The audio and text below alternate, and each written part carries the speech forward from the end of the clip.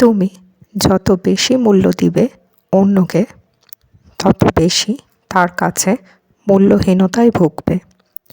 কারণ যারা নিজ যোগ্যতার চেয়ে অধিক মূল্য সহজে পেয়ে যায়, তারা কখনো অন্যের এই উদারতার মূল্য বোঝে না।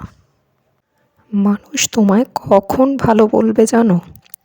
যখন তুমি তাদের মতো করে চলবে, তাদের হাতের পুতুল হয়ে নাচবে।